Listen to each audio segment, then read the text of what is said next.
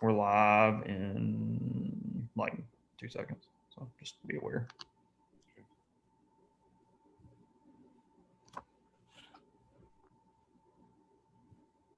Like 2 seconds, so just be aware. Okay, we're here, guys. We'll just let a few people come in. I'll throw some links out while we're doing that. So just like 2 seconds. Hang in. I guess I need to mute this because okay, we're here, guys. Okay, got that.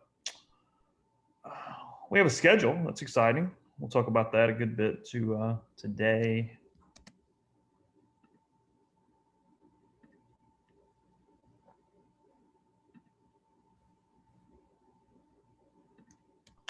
Today's Tuesday, right? No.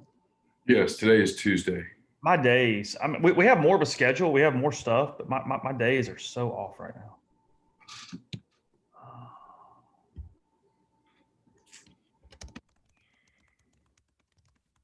I went to bed before 9 o'clock last night. How pitiful is that? That used to be my thing, but I haven't done that in a long time. I know. It's really weird. I was up at like 11:45 last night. Really? Mm-hmm. Kind of hanging out. Yeah. How about that? Okay. All right, letting a few people get more in the room, and we'll get started. Yes, Christian, there are the SEC fan guidelines are out essentially, and we'll talk about this in a minute. But you got to wear a mask, and they are leaning on state and city officials for a lot of the other rules. Beyond that, it's kind of what it is. So there's that.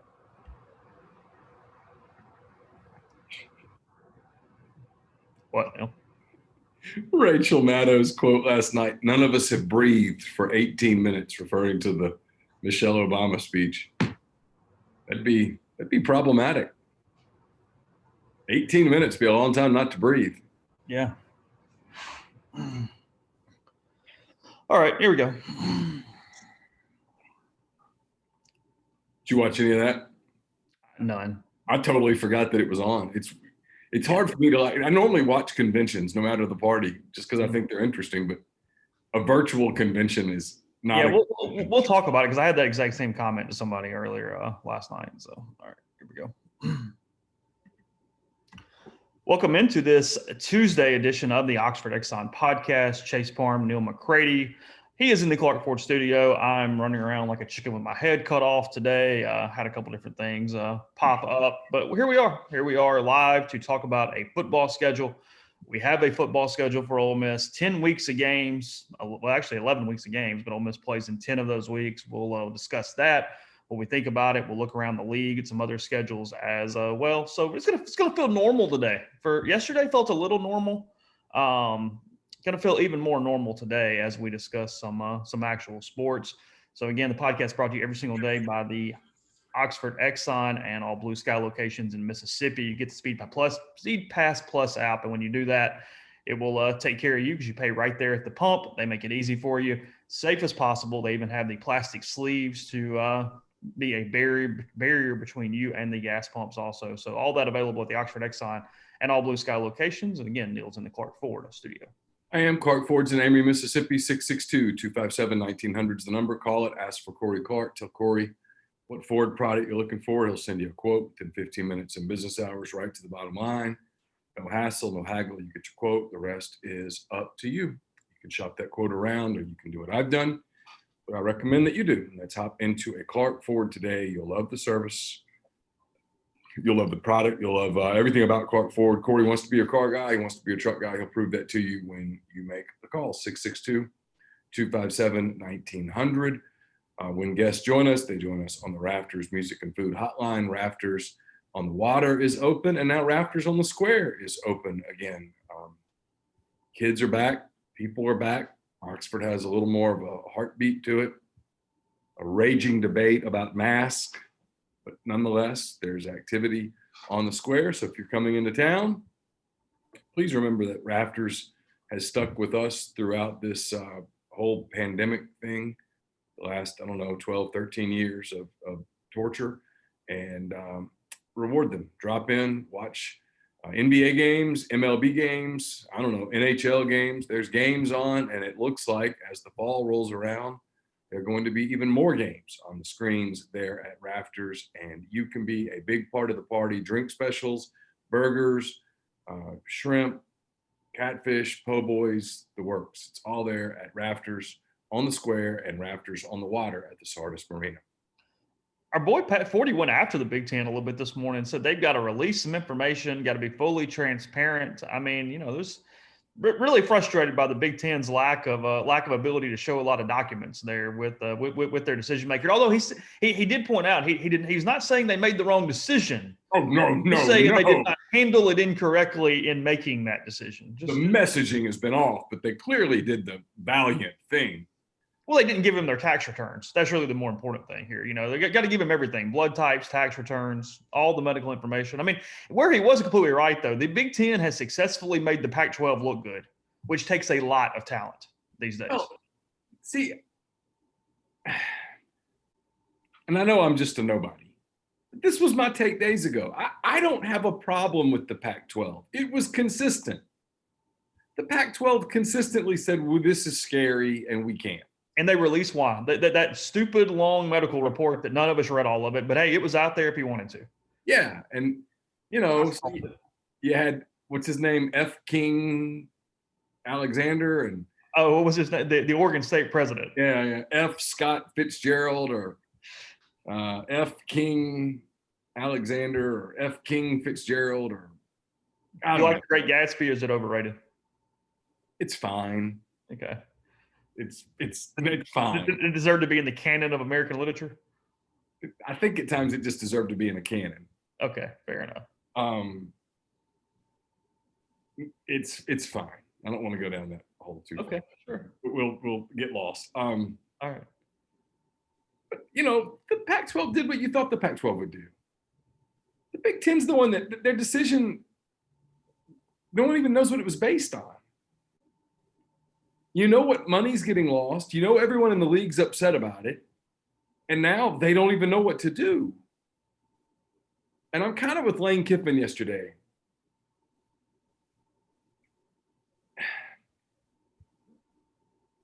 And look, he's biased. But I think he's right. If you play at a school and you're there for football, and the majority of these kids are there at all these schools, Ole Miss included, for football. If you're there for football and the school where you are doesn't have football anymore, and you want to be able to leave, you should be able to leave.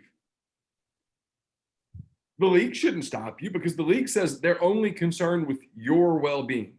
Mm-hmm. This isn't political. No. These kids, a lot of them couldn't care less about the politics. Deep down, they just want to play football. If you want to, better yourself for the NFL draft, a spring season hurts your case. And now Lane said there's no immediate eligibility, so it's irrelevant on a transfer situation right now. Yeah, but his point is that there probably should be immediate eligibility. Well, we talked about this. We talked about a couple weeks ago. I mean, we were right as far as what he's saying and what we said then. They absolutely should, as long as you're positive you're going to play your games. The kids get put in a really weird spot when they take that opportunity, and if something does get shut down, obviously. And the reality is the NCAA does not want the kids to play. The NCAA is doing every little bit of passive-aggressive thing they can do toward college football because they can't stop it. But that doctor, that health official, he's running crazy on giving everybody an interview telling them, hey, they're going to face – I forget the words he used, but essentially they're going to be consequences. They're going to be all this. Like, what consequences? You have no power over them whatsoever. None you can't stop it. None at all. Well, I mean, what was in Ross Dellinger's story? I mean, pardon language in a second, but I mean, like he pointed out the quote. He had that story where an SEC AD said the NCAA really needs to cut out the passive aggressive bullshit, and that's because that's what's going on. It's just it's on and on and on and on and on. But they have no ability to do anything to this. None. No, they just want to pressure. Well, yeah, they want them to stop. Yeah, they want everyone to stop because this is quickly turning into a PR nightmare for a number of Big Ten schools with the exception of like Nebraska and Iowa and probably a few others that are going to say, yeah, I know, we told you. Ohio State kind of like dipping toes in water. Kind of. Yeah. But I'll tell you, yes, this is the podcast for today, and we'll put it up as soon as it's over. I will tell you, it's what Pat did get right. He made a good point that, Keith Warren right now, Keith, is that his name? Big Ten commissioner. Kevin Warren. Is Keith his kid? I don't know. All right, whatever. Kevin Warren. Mr. Warren, Commissioner Mr. Warren. Yeah. It's one thing when you have like some coaches go back at you and whatever, but like, Gene Smith, the Ohio State AD, we're talking like true establishment guy, like very respected in the NCAA. He's on tons of committee. And when he's not even trying to be nice to you, you kind of got some problems. Like if that guy is who you're pissing off too, and he's cool with just kind of making a mockery out of you on Twitter or something. I mean, because everybody talks about, it's that he hadn't been there long enough to build relationships. No. They're pissed and thinking you're making the wrong decision, bud. That's what it is. It has nothing to do with the relationships.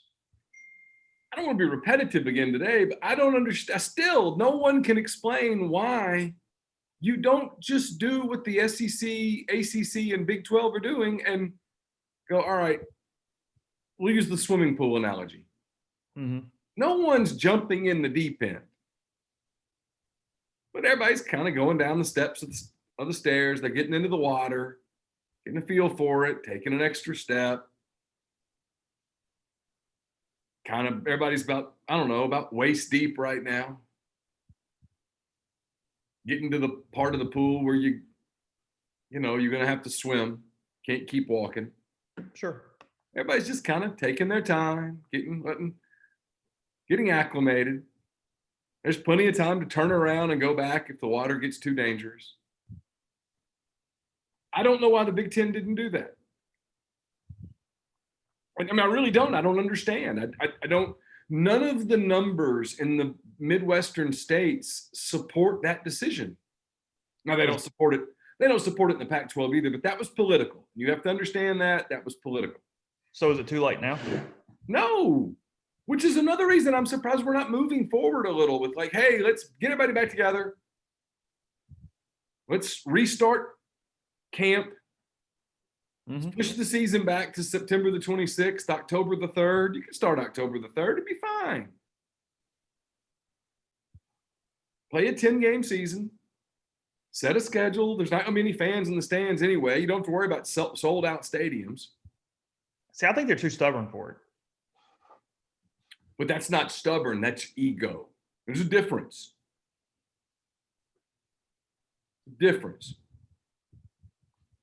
By God, we're right.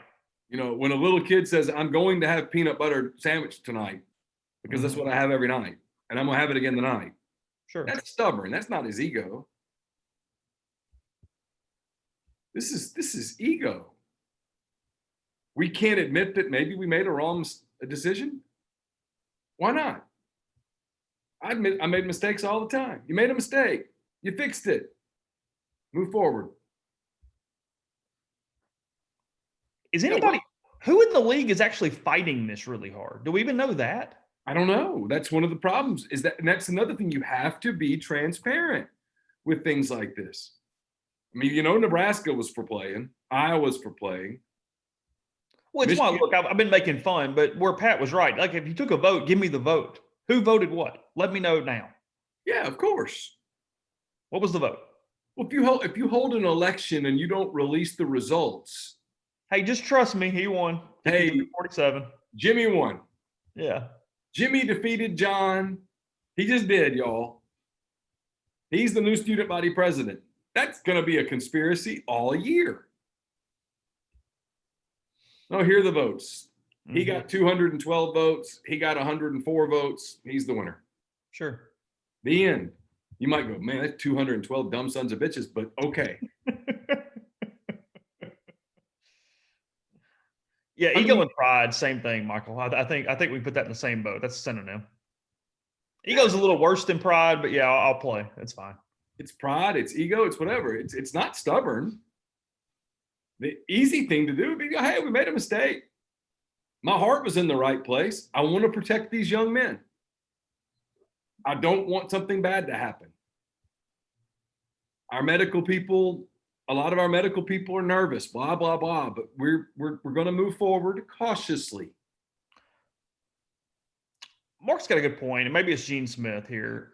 Maybe that's the answer. But he says, why isn't Ohio State threatening to leave or doing something, even if it's an empty threat? I have no idea. I mean, do they have enough control in the Big Ten versus a Texas Big 12 type situation? It's not to that level, but I mean, it's obviously you got the biggest bad in the conference, but it's not Texas. Did you see the SEC shorts this week? It was so good. Yeah. Where the Big 12 guy gets in the back and he goes, I got to check with Texas first, but assuming that their answer's right. That's great. Yeah. I don't know. I don't know enough about Big Ten dynamics. I would assume that Ohio State and Michigan are very similar to, say, Alabama and Georgia in the SEC. They swing a really big bat. Yeah, you're just not the unilateral bat that Texas is in that league where they're by themselves. I mean, Oklahoma's there, but it's not Texas. Yeah, Oklahoma has a bat that size. They just don't ever pick it up and swing it. They really don't, do they? Nah, they leave it like in the house for guests to look at sometimes. Texas gets a lot of hacks in. Yeah, it's they're not quite as subtle with their leadership. Yeah, Oklahoma's like, we just win. Texas, they talk a lot.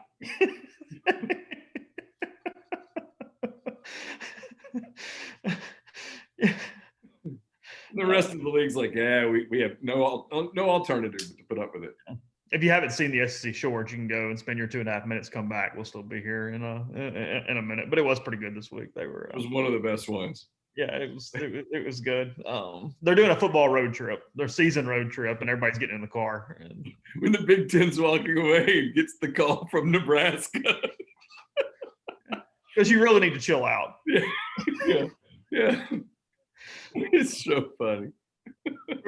We are going to get to a schedule, I promise. We'll get there. We actually, let's take a quick break, then we'll talk plenty of schedule. I'll take the podcast brought to you every single day by the Community Mortgage, Oxford, Memphis, DeSoto County, and Chattanooga. Underwriting and processing is done in Memphis. You're getting local underwriting and understands your market, a leader in condo financing, the float down option, and more. You can find Jason at 662-234-2704 or JLOWE at communitymtg.com. Podcast also brought to you by the law firm of Bain, Moss, and Bowen, located in historic downtown Corinth, Mississippi. Their firm practices a wider range of law, from DUI defense to car wrecks to representing government entities. Bain, Moss, and Bowen, PLLC, is the only firm in Mississippi made up of a sitting state legislator, a former assistant district attorney, and a former circuit court judge. Their experience is unmatched in that regard, and you can tap into it by visiting them at 618 East Waldron Street in Corinth, or by calling them at 662-287-1620. I'll have my mailbag up tomorrow. It's brought to you by Whitney McNutt of Tommy Morgan Incorporated Realtors. Whitney serves you for all your real estate needs in Oxford and Tupelo. She sells condos, land, commercial, and residential family homes, and you can reach her at 662-567-2573 or 662-842-3844. Also brought to you by Bluff City Advisory Group. They're dedicated to building the future you desire. Founded in Memphis in 2019, their team is comprised of established and seasoned financial experts who came together to serve individuals and families of their beloved hometown. They provide quality advice, experience, and access to all their clients, and they invite an open dialogue beyond your annual review. They believe that everyone deserves financial security, so no matter your level of wealth or your financial goal, they'll serve as an advocate and a guide to grow a portfolio that is fruitful and sustainable for you. 901-365-3447 or email Ben, B-E-N, at bluffcityadvisory.com. Also brought to you by Oxford University Bank, OUB, locally owned and operated right here in Oxford. When you deposit money at OUB, that money and the vast majority of the bank's profits go right back into the Oxford community.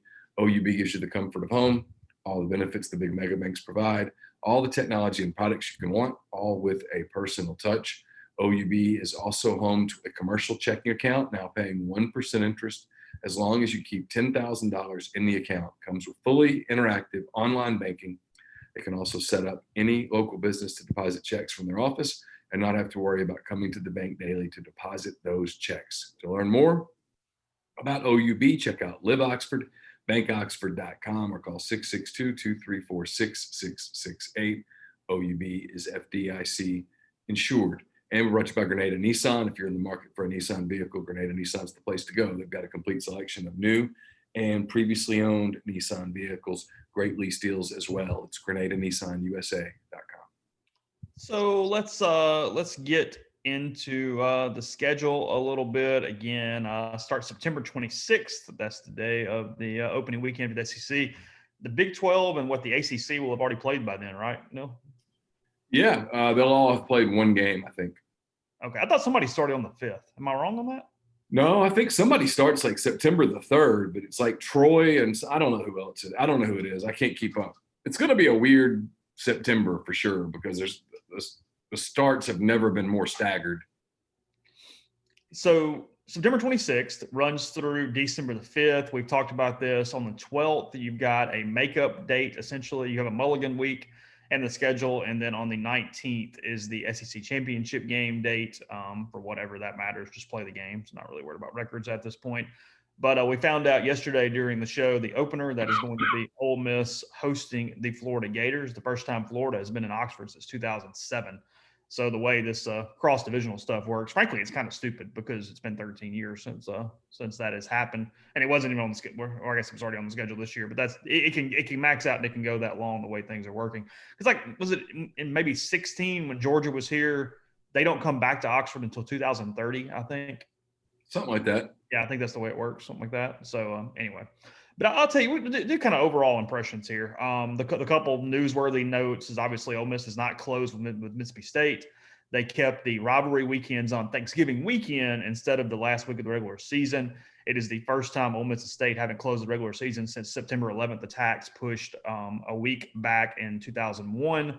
That was Vanderbilt, Ole Miss to close that year in Oxford. And then prior to that, from a scheduled at the start of the season standpoint, 1974. I have no idea why, but Ole Miss and Tulane closed the 1974 season. So that is how long it's been for that.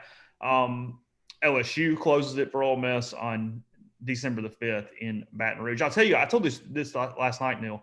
I really like the schedule because in a not even really a rebuilding year, but just kind of the first year under Lane Kiffin, call it whatever you want to call it. There's not that stretch of games. And when you look around the league, this is kind of the case all the way around. I couldn't find where a team had like 3 gauntlet games in a row. There's some 2 in a row, but Ole Miss doesn't even have 2 in a row. It's a really staggered schedule and a good schedule for a team trying to pile up some wins where they can get them. From a not having 2 weeks where a game is unwinnable or where you're a massive underdog. It kind of is like tough game, little easier game, tough game, little easier game as you kind of go through it here. But that was my main takeaway. What you kind of see? Yeah, it's the same thing. So it's Florida at home. You mentioned that at Kentucky, which is a tougher game than for whatever reason. A lot of people are chalking that up as like a toss up or whatever. I mean, Ole Miss is going to be a double-digit underdog at Kentucky, I'm guessing. I mean, Kentucky's got a pretty good team.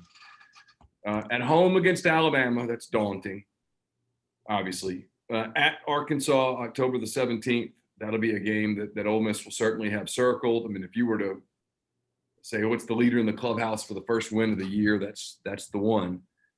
Auburn, a week later, October the 24th. That's going to be a difficult assignment as well.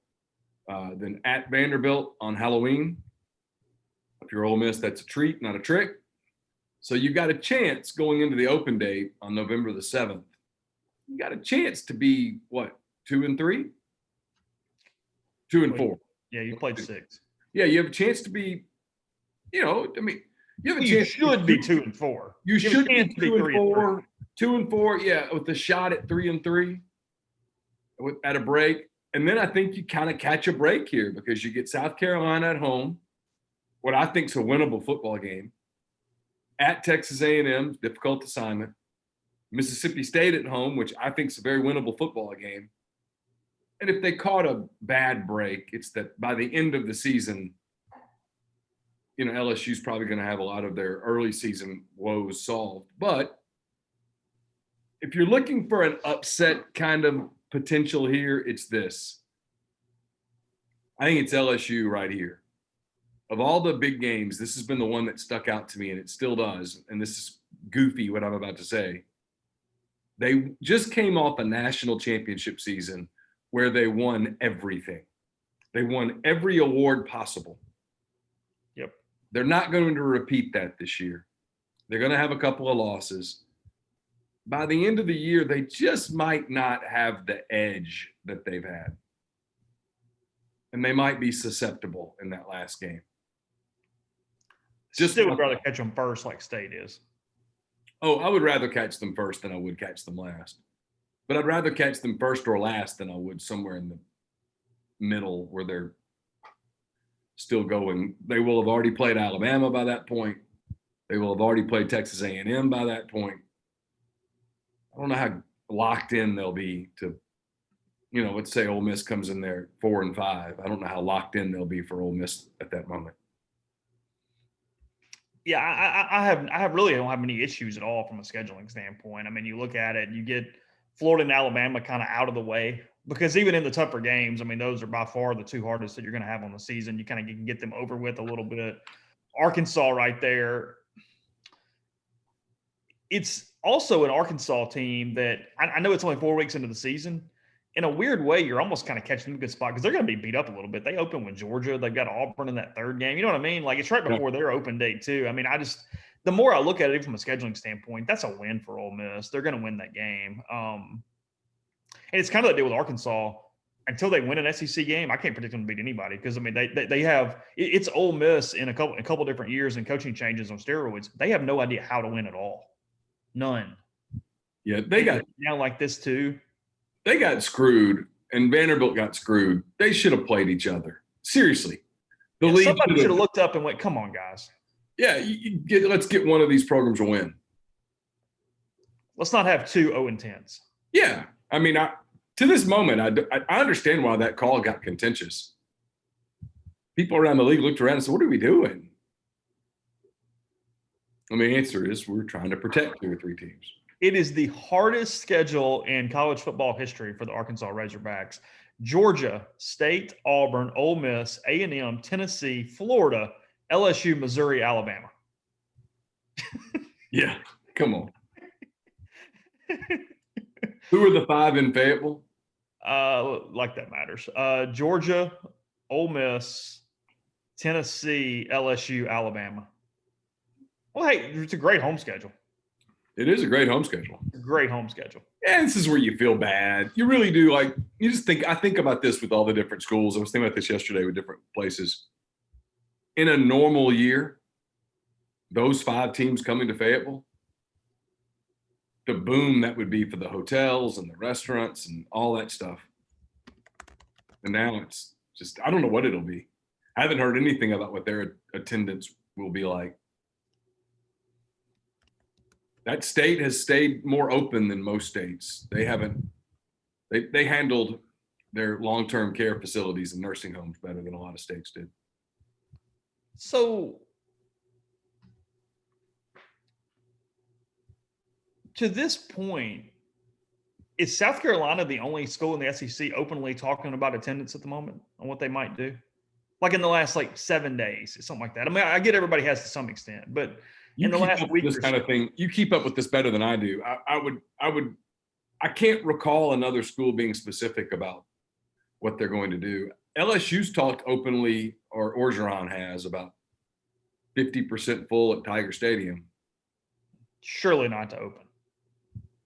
God, I hope so. Wouldn't that be great if LSU just went middle fingers? I mean, just we're doing it. That's what we're going to do. I saw where LSU encouraged people not to come tailgate if you didn't have a ticket, which I'm sure will be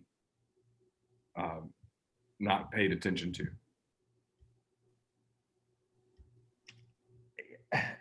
The only way to keep that down is to literally rope things off or have security to an uncomfortable level. Let's just be honest. Yeah.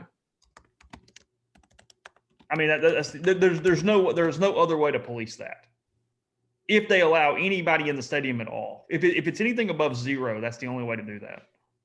So, what are your expectations with Ole Miss? But they open at home. What are your expectations for attendance and for tailgating on September the 26th? Well, as of right now, 25% would be the thing still. We've talked about that for a while, the executive orders. 25% would be what would be out there. I don't see it going up at all right now. I think it's possible that it comes down, although I will say I think today was up a little bit. For the most part, the Mississippi numbers have been declining over the last 7 to 10 days. Probably does help at least keep it where it is, in my opinion. You know what I mean? Where you don't have some backfall or drop beyond. I think suites are going to have some people in them. I don't know to what level, but I think that they just have to from a financial standpoint. If people can be elsewhere in the stadium. The thing that was troubling, though, if you read that health and the safety guideline, I need to look for some clarification on this. I'll try to do it later in the day, is they mentioned socially distancing inside the stadium. Well, if that's literally 6 feet, then 25% would basically be your cap because you can't put enough room otherwise in between those seats. You know what I mean? Because especially at Vaught-Hemingway, if you it takes a fairly thin person to even kind of fit on that number anyway. They've got those seats crammed in pretty tight on those aluminum benches. So yeah, if you're putting 6 feet in between people, I don't see how you would ever get above that threshold or somewhere around that 20 to 25%. Mathematically, it just doesn't make sense to me. Yeah. Tailgating, I don't think they're going to shut it down completely. The question is going to be, do you do something where you're only allowing ticketed people into tailgating? Are you trying to allow other people into tailgating? Are you cordoning off areas of the Grove and turning it into a bar almost where it's one in, one out? Everything is so complicated from how to police that or how even to logistically do it that I don't know the answer. Although I do know that they're not wanting to completely kill tailgating. I know Keith Carter on our podcast that day talked about, maybe you allow parking lot tailgating, just no tents, because that allows for more congregation under tents. So if you avoid that, maybe you allow some kind of parking lot thing. Maybe you allow some sort of deal where you stay within confinements of wherever your lots are. I don't know, but I know they're trying to be creative to not kill it completely, because if the revenue stream waiting to happen right now. Remember Keith messed up in that interview last year where he did that interview in front of the whiteboard, and the whiteboard behind him had the way to monetize the Grove on it. Probably a little slip up on his part that day. Now's the time to do it. You can absolutely mark it off and sell it. It's not the only way to do it. Otherwise, I feel sorry for the security people. I already feel sorry for the security people on that deal. Because it's not their fault. Well, I mean, can you imagine trying to police that? I'm pulling up just imagine this one for a minute. October the 10th, Alabama's in town, and you're trying to tell the Cobra security people 25% capacity of the Grove. Yeah, we're going to need you to click people off. Oh, man. Come on. That's ridiculous. You'd have to put a fence up. You'd absolutely have to put a fence up. You had to fence the entire thing and have like 2 entrances. You'd have to fence it, but you'd have to fence it in a way that couldn't be climbed. Couldn't be what? Climbed. You think people are going to climb the fence during the day? Yes. Okay. So are we putting like barbed wire up there? Like, what are we doing? I don't know, but you'd have to do something. So you think if you just put one of those construction fences up, people would try to climb the thing? Over the course of an alcohol-induced day, yes, I do. If you'd like to bet that they wouldn't, I'm in on this action. I mean, right here, let's put odds. I mean, I'm in. Yes. Some 20-year-old kid will. You can't have more than like 2 entrances either, because then you can't keep track of the one in, one out in the multiple locations. Well, and then you run the risk of it being too congested.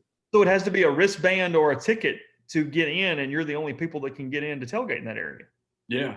Because you could have re-entry, but you got to have one of the deals. And who enforces the whole mask thing in the Grove? Who walks around as the mask police in the Grove? Because people are eating and drinking. How do you do that? They probably pay you like $6 an hour to do it if you want to do it. Nah. You good? I wouldn't think about it for $6 a minute. Yeah, that'd be a tough gig. Yeah, I mean, the negotiating on that I would negotiate myself out of that job pretty quickly. Yeah, maybe you just put all the wristbands in the middle of the Grove at like 7 o'clock on Friday night. It's like the Stampede, how it used to be with the tents. You go, hey, you run, you get a wristband, you're in the next day. Equal opportunity. Will Burns sent us a super chat. Thank you, Will. He has a question. He says, Chase, are you insinuating that I'm fat? I did not say anything specific about Will whatsoever. I said that it takes a fairly slender human being to fit on that number inside Vaught Hemingway. That was a true statement. Got to be a little narrow back there to get in, right? I'm telling you. And saying that, I haven't. Oh God, when's the last time I watched a game in the stands though? Ooh. I haven't been to an Ole Miss football game. Yeah. I haven't been to an Ole Miss football game in the stands since 2000. It was that 7 overtime Arkansas Ole Miss game. 2001. Yep. I was covering Auburn and they had the weekend off and we all met up here in Oxford. My brothers and everybody. I guess it would have been the next to last or last game of either the 2004 or 2005 season for me, one or the other. So maybe that Egg Bowl they won in the rain in 2004. I think Robert Lane was the quarterback that day. Maybe that day. Maybe something in 2005. I don't know. Yeah, maybe 2005 still. I know it wasn't 2006 or after. Anyway, I don't remember any of those weekends. That's when I was doing college on Saturday and Saints on Sunday. And weekends were hectic. Will says he's at school listening to this. Are you in class? Do you have an in-person class? Well, he's not an athlete, so probably not. Hey, there's truth there. I know. I keep talking to athletes like, yeah, I've got whatever. It's like, how is that? Okay, never mind. Never mind. And I've asked people, hey, is this? Oh yeah, that's possible. Okay, good. Just wondering. So again, this does not matter whatsoever. Again, we are not going to play the win-loss game as far as someone losing gigs or anything else. But have you gone through this much to see who does have somewhat of a good slate, a bad slate, or anything? We know look, Arkansas and Vanderbilt have bad slates, but it's because they suck and they can't play themselves. You know what I mean? Yeah, I get they get messed over a little bit too with the Alabama thing and the Florida, the Georgia thing, or whatever. But at the end of the day, you got to play your division, and if you're bad, you're bad. All right, I'm pulling up. College Football News has predictions for every game on the revised schedule. Okay. Has the predicted finish in the East as Florida and Georgia tied for first, Kentucky third, tied a three-way tie, Kentucky, South Carolina, and Tennessee, and the Missouri sixth, Vanderbilt seventh. In the West, it's got Alabama, followed by LSU, Auburn, Texas A&M, Mississippi State, Ole Miss, and Arkansas. It's got Alabama beating Florida for the SEC championship. I'll go to Ole Miss first. SEC West predictions. Tell you what they've got. So they've got Alabama. We'll do Ole Miss first. It's got Ole Miss losing to Florida, Kentucky, and Alabama. Okay. Beating Arkansas. Yep. Losing to Auburn, losing at Vanderbilt. They lost me there. Whoa. Losing at Vanderbilt. Yep. It's got them beating South Carolina and then losing to Texas A&M, Mississippi State, and LSU. So it has. Did they throw darts at a dartboard? I don't know. I don't have. Look, I mean, one of my mailbag questions was, "What's worst case?" For me, worst case was 2-8. I mean, I can make the argument for 2-8.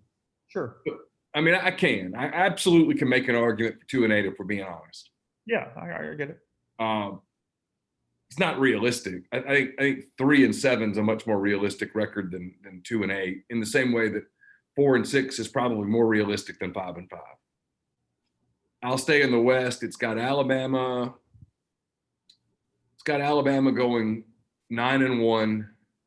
They have them losing to Georgia.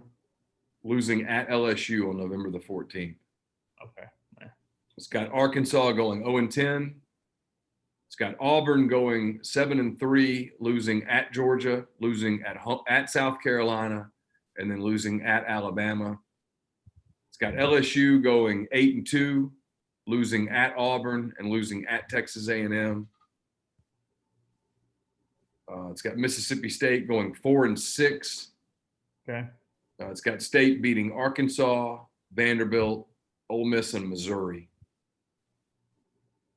And I mentioned Ole Miss. It's got Texas A&M going 6-4, losing to Alabama, South Carolina, Tennessee, and Auburn. Okay. Yeah, I mean, here's the fun thing is we're predicting football games. Florida and Georgia is still playing in Jacksonville, by the way. That is the one fight that's still Yes. That's correct. I'll run through those real quick. It's got Florida going 8-2, losing to Texas A&M and LSU. It's got Georgia going 8-2, losing to Alabama and Florida. Kentucky going 5-5. Missouri going 2-8. They've got Missouri beating Vanderbilt and Arkansas. South Carolina 5-5. Tennessee 5-5. Vanderbilt going. Oh, never mind. Vanderbilt going 4-8.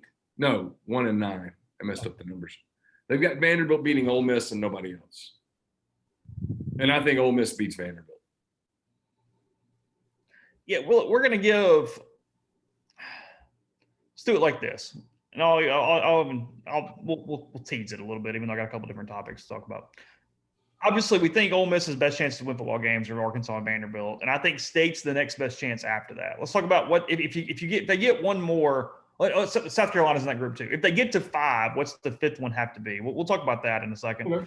Before we do that, I'll tell you about Tyson Drugs and G&M Pharmacy Immune Support Med Packs are available. They are pharmacists developed combinations of vitamins and supplements designed to boost your immune system and lung health. They include 30-day supplies of vitamin C, zinc, NAC, probiotic, and vitamin D3, which work together to boost your immune system, lung health, GI regulation, and immune regulation as well. It's the best combination of OTC supplements to prepare your body for dangerous viruses. You can stop by either location or give them a call again at 662-236-2222.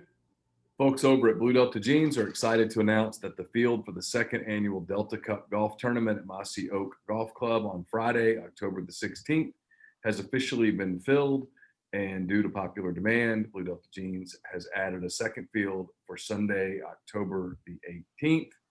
This second field offers the same great perks as Friday, all of the cart and green fees, food and drink on the course, long distance and closest to the pin competitions, and a brand new pair of Blue Delta jeans for every golfer.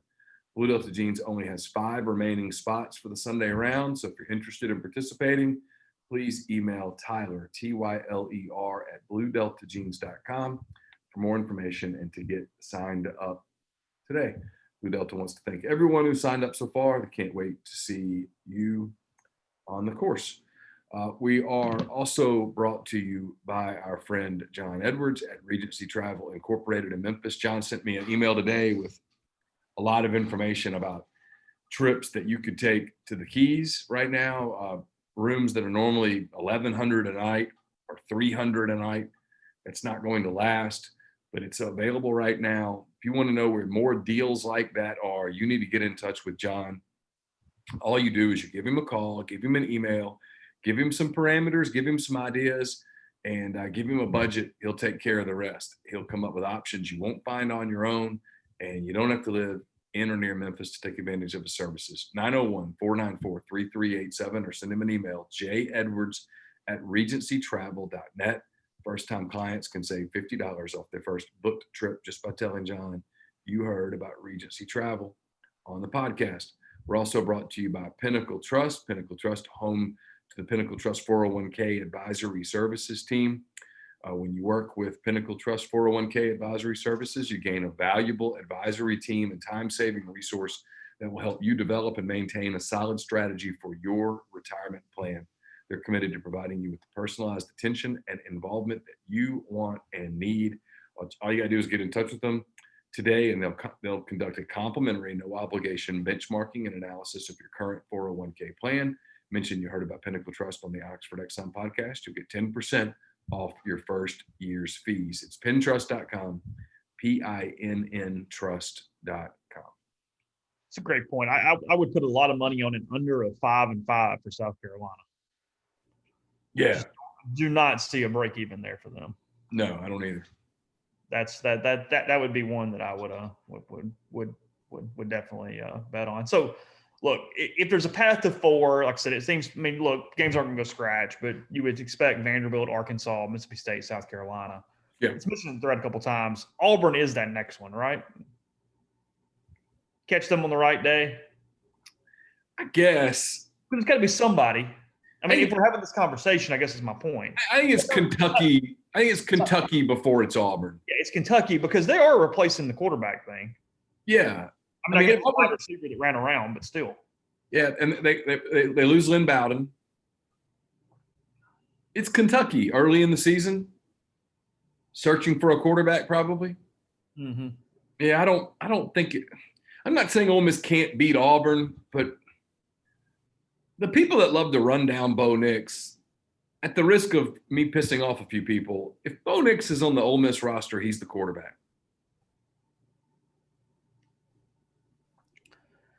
The competition's over. He wins the job.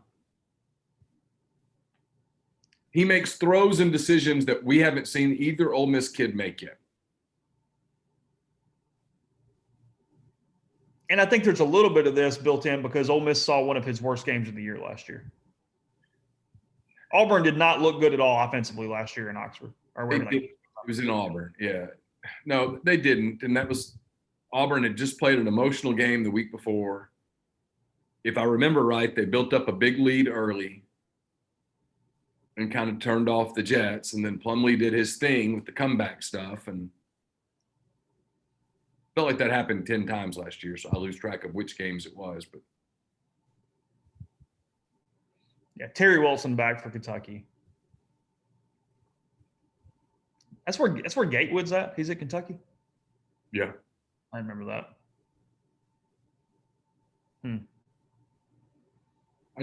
I'm not as prepared as other people to go Auburn stinks. They're going to be weak. Ole Miss is going to get them. Grind says it threw for 300 against Ole Miss, but that I'm desensitized to passing yards against the Rebels. Yeah, but he was pretty good last year. I mean, he had that game at Florida where he was played like a freshman and it showed. But he was pretty good. He finished the season pretty well, if I recall correctly. I don't know. I'm not as ready to write them off as others. So I mentioned these to Neal yesterday. In fact, I think LSU's a more likely win than Auburn. Okay. Even late in the year? Yeah. Okay. Because LSU might have turned it off by then. Yeah. When there's nothing to play for at all. Yeah. I don't even think we're going to have a ton of bowls or anything, even if you did care. No. There's not going to be bowls. So, these are projected, but I looked through it a little bit. I think they're going to be pretty close to what they are. Lines for week 1, Brad Powers put out his line. Again, he's works for Phil Steele, Vegas handicapper. Start with Ole Miss. Early on, you thought it was a little low. Florida at Ole Miss, a 9-point line in favor of the Gators. Yeah, I was surprised that number was as low as it was. I mean, we have it week 1. Will the week 2 line be higher or lower? Ole Miss and Kentucky.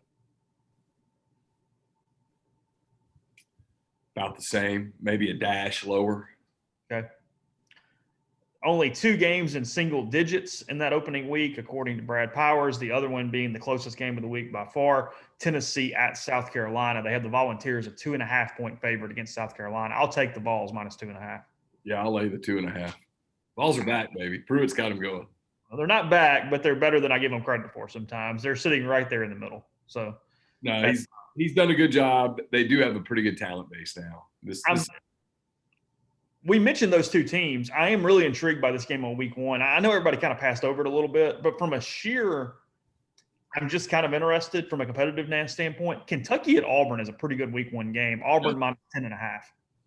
That number feels a little big. I think Auburn wins that game, but if you told me I had to either lay the points or take them, look, Stoops has done a really solid job there. He doesn't get credit for it.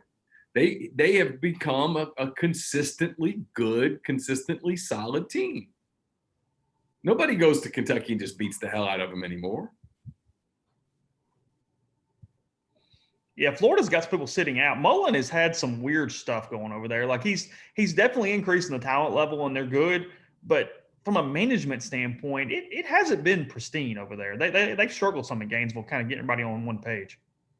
He had that terrible roommate situation. Was it last year or the end of the year before that? Bad. No, he's got issues. One thing he's got going for him is that Trask is a good quarterback. They're running the same system. They have some stability that Ole Miss doesn't have yet. Yeah. Let's see. Then the big time lines: Alabama at Missouri in week 1. Alabama minus 23.5. Yeah. Okay. Okay. Sure. Georgia at Arkansas minus 25. Lay them. You go to lay those? Yeah, the Hogs, man. Last year, the Hogs they'd be a 30-point dog, and you'd think surely they'll cover that. Nope.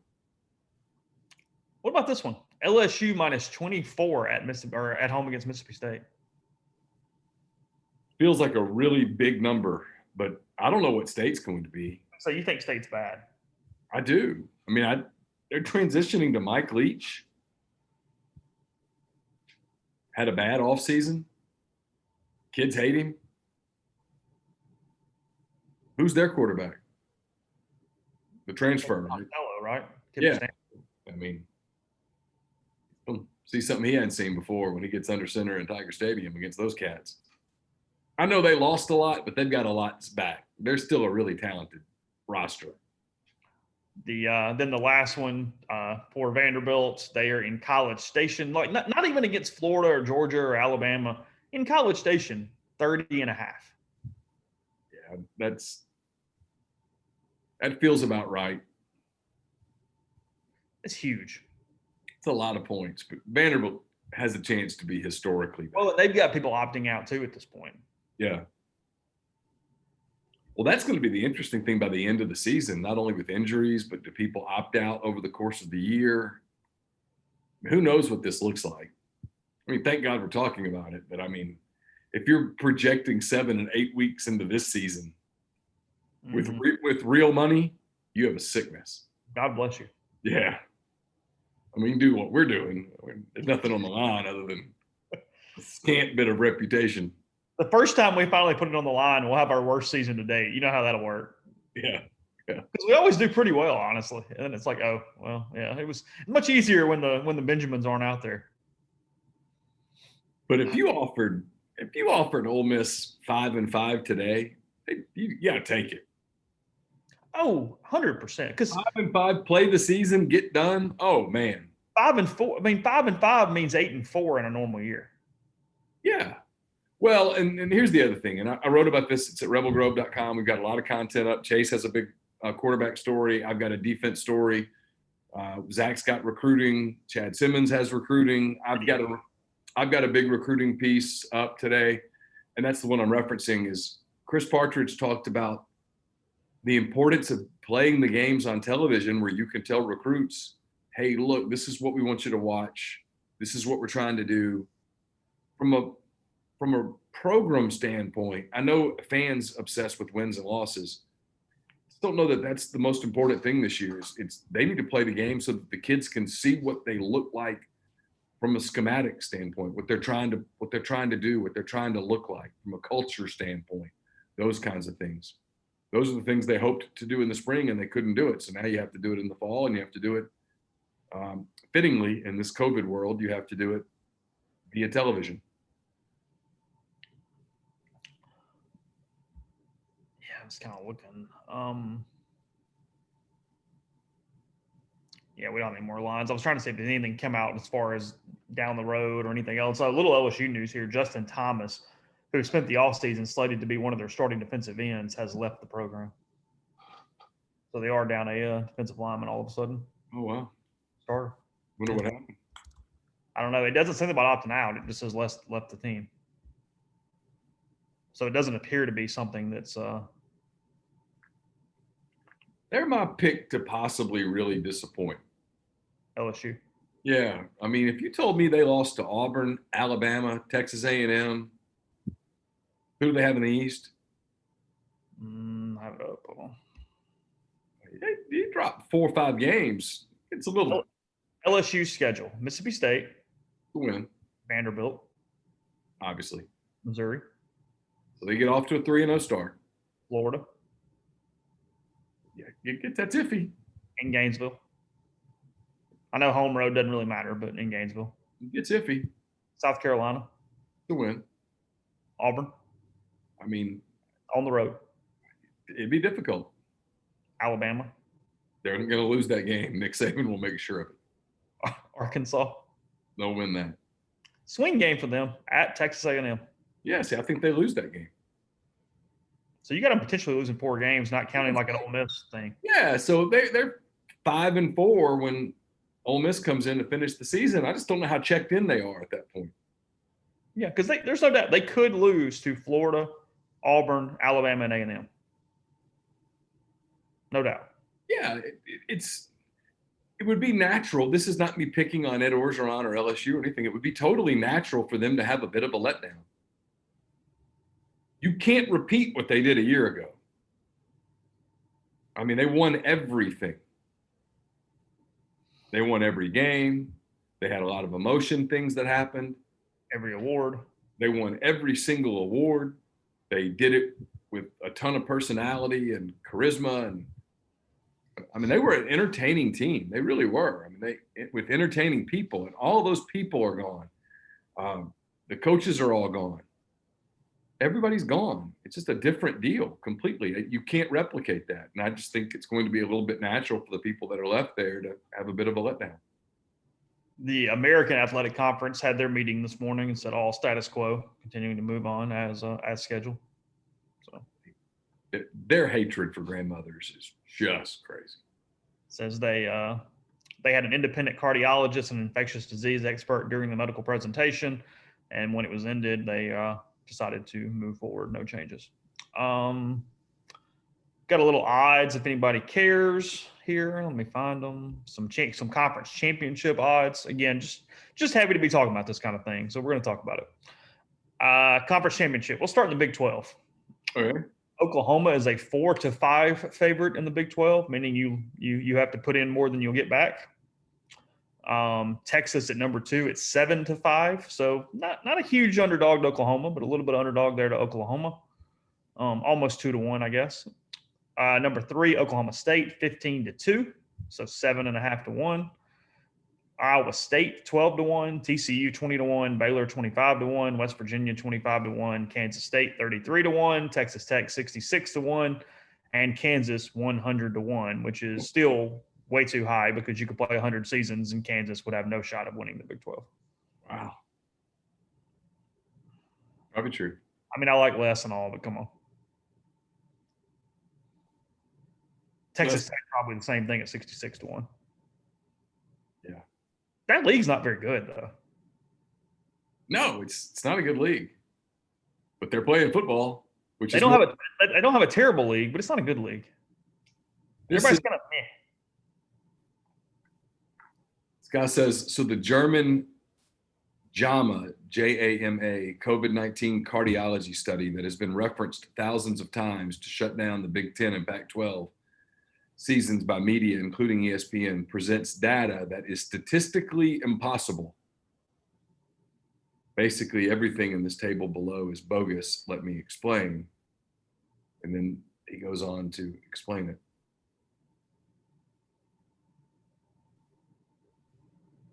One of the things that we've learned in the past few weeks, Chase, is that a lot of people, including a lot of people who are supposed to be smart, decision-making type people, do not understand statistics. Mm-hmm. And when forced to make decisions based on statistics, they make bad decisions because they don't understand the statistics. It's not understanding statistics, and it's also when it also then creeps into the media. No one hardly in the media understands a statistic other than somebody who's trained in that area. You know what I mean? Yes. Like it does not get conveyed back out to the public well whatsoever. It's bad. SEC championship odds overall champions. Alabama 10-13. So again, kind of like Oklahoma, you're giving some money back there. Georgia at 5-2. If you really believed in Florida, they're 11-2. So you get decent value on the Gators right there. Yeah, that's not a bad value bet right there. Yeah, Florida at 11-2 is not awful. LSU 13-2. I have no interest. Nope. Texas A&M 12-1. Nope. But in Really, terms of a value bet, that's not an awful value bet. well, I'm kind of playing into your thing a minute ago. Why, do I believe it? No, but I'd rather have Auburn at 14-1 than A&M at 12-1. Yeah, I think Auburn at 14-1 is not a terrible value bet. Falls off the cliff after that. State at 80-1, Tennessee 80-1, Kentucky and Ole Miss at 100-1, Missouri 125, Carolina 125, Vanderbilt 250, and then Arkansas 500. So Arkansas has twice as worst odds as a Vanderbilt in the state. Well, it's because their schedule. Yeah, have to really get to work, wouldn't you? Yeah, Arkansas is not winning the SEC, so you can get 5 million to 1, and it's still a waste of money. SEC West, Alabama 5-12. So even, yeah, if you put up $100, you are not getting your 100 back if you win. You're not getting 50 back. So you're getting 40 back. So. Yeah. 100 to win 40 there with Alabama. LSU 3-1, Auburn 6-1, A&M 9-1, State 18-1, Ole Miss 25-1, Arkansas 100-1 is your SEC West. And then in the East, Georgia 5-7, so a little bit of an under there. Florida an even 1-1, so just minus 100 on the Gators. Tennessee 14-1, Kentucky 16-1, Missouri 25, South Carolina 25, and Vanderbilt 50. A Kentucky or Kentucky or Tennessee bet to win the SEC East at those numbers would not be the worst value in the world. Mm-hmm. And I have no idea. Somebody's asking for American odds. I have no American odds that I can locate. I apologize. Yeah, I don't know. Who's good over there? Memphis. Good? Memphis is pretty good. UCF's pretty good. Cincinnati's all right. Is Houston still in that league? Are they any good anymore? I don't know. Well, they had that guy opt out last year to come back this year. The quarterback. Yeah. Is he still there? I don't know. I guess. What was his name? Johnny Quarterback? I don't know. I don't know his name. Okay. Got any insight on Kenji Christian, whether he's doing Ole Miss or Virginia Tech? Well, we've got a story in the system prepared for Ole Miss, so. All right. Does that mean something? It typically does, but I don't know. Seems to be a lot of Ole Miss buzz around him. I think there's an expectation that this is a big week for Ole Miss on the recruiting trail. So, we are prepared for a big week. Cody Warsham, who works for it looks like he works for LSU. Oh, that kid's name is Derek King, by the way. Oh yeah, that's right. Yeah. Ed Orgeron said there were some days when the offices were mostly empty during shutdown that he would sit on his porch in his office until midnight because he just didn't want to leave the office. #football guy. Well, he's also gone through a divorce too, right? Yeah. There might actually be something a little deeper there than just making fun of him for being a football guy. I have an odd soft spot for Ed Orgeron these days. I got to give Ed Orgeron a ton of credit, man. I bet Bruce Feldman's book on him is really good, by the way, coming out this fall. A lot of people would not have absorbed the criticism that he did at Ole Miss, the disappointment that he did at USC. You get the LSU job on an interim basis. They basically try to hire someone else. You stick to it. You swallow your ego. You completely bury your pride. You get the job and you stand there on the dais that day and promise that this is going to happen fast. And then lo and behold, it does. Mm-hmm. I mean, it's a hell of a success story. It's also the poster child for fit. Like we talked about Auburn and Florida today a lot. Ed Orgeron's a complete misfit at Auburn, at Florida. Ole Miss. And he was an awful fit at Ole Miss. It was Robert Kayat and Pete Boone should be embarrassed for that hire. That was a joke of a hire. That was ego out the ass from a hire standpoint. That was Robert Kayat going, I'm bigger than anybody here. I'm going to hire whoever the hell I want. shut up. And it completely backfired and should impact his reputation more than it does. That being said, LSU hires him, basically kind of tells him you got about a week. And then he turns their program around. He's a perfect fit, and he's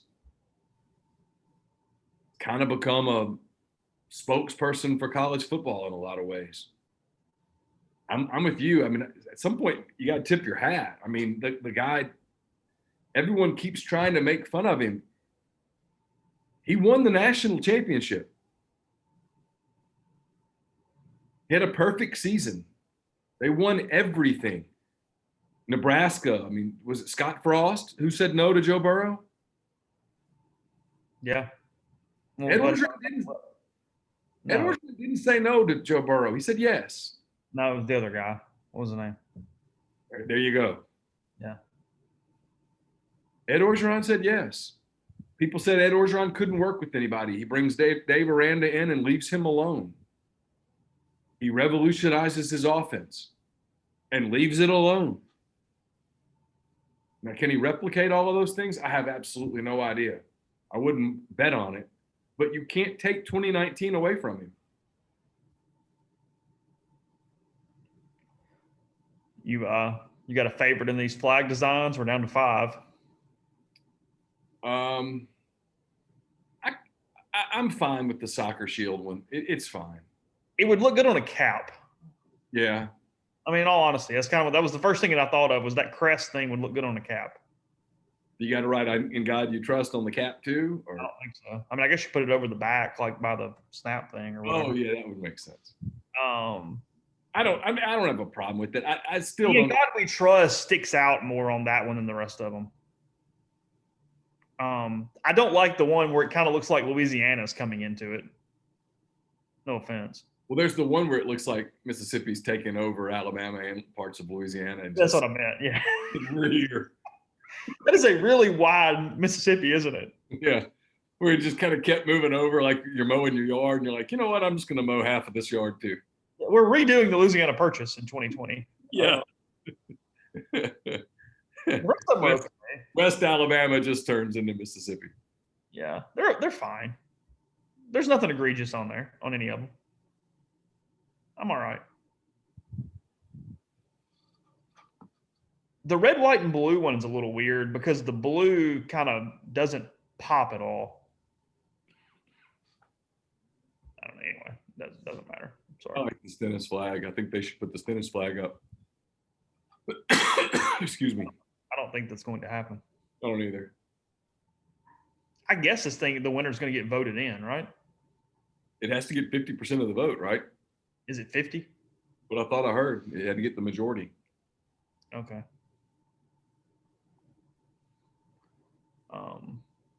Another Ed Orgeron quote. I mean, this is not shocking whatsoever, but he is convinced that they are going to play. He says, I am convinced we're going to play. I think it's the right thing to do. Again, I'm not a doctor and it's not my decision, but that's what I think. So I agree with Ed. I agree with him. I think it's pretty obvious that right now the plan is to play. Yeah. I agree with that one. You know, there are people out there that are absolutely cheering for campus outbreaks to mark the end of the season. Some of the outbreaks are really a small percentage of the student bodies. And I mean, some of the headlines are really misleading.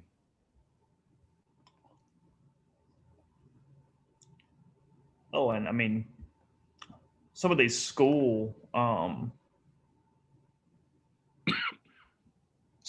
numbers, the kids haven't even been in school for it to be the school's fault. You know what I mean? Like it'd be literally impossible for that to have been a school-aided outbreak. Yeah, of course.